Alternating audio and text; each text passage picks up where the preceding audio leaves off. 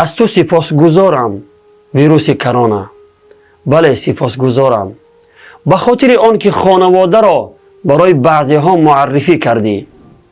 کاری کردی که مردها به همسر و فرزندانشان بیشتر نزدیک شوند.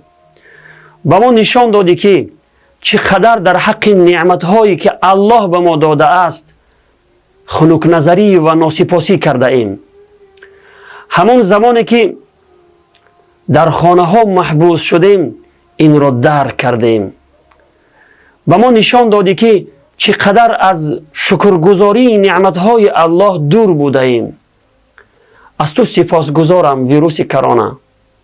به خاطر آن که چیزهای بهترین زندگی را برایمان مشخص کرده نشان دادی تا قدر آنها را بدانیم و شکرگزار باشیم. اکنون ما میفهمیم که نعمت تنصیحتی، نعمت مسجد، نعمت آزادی و آرامی چیست. به ما نشان دادی که در نظافت و پاکیزگی و در پیشگیری از بیماری های گذرنده و سنت جناب رسول الله صلی الله علیه و سلم چنگ بزنیم. ببینید برادران و خواهران عزیز، در بلا و مصیبت ها نیز برای ما و شما خیر و خوبی نهفته است که ما آن را نمیدانیم. خداوند میفرماید استعیذ بالله و عسى ان تکرهوا شیئا و هو خیر لکم. یعنی چه بسا آن چیزی که برای شما ناخوش و ناگوار است برای شما خیر و خوبی باشد. از تو سپاسگزارم ویروس کرونا. بار اولین است که در تاریخ همه انسانها را یکسان کردی.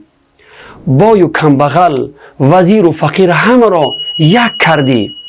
بین حاکم و زیردستانش، بین منصبداران و عامه مردم، بین مسلمان و غیر مسلمان، بین گناهگار و بیگناه، بین آزاد و زندانی فرق نکردی و همه را بر یک زینه قرار دادی.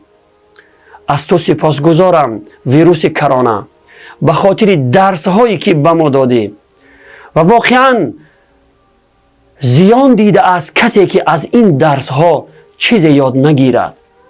و السلام علیکم و رحمت الله و برکاته.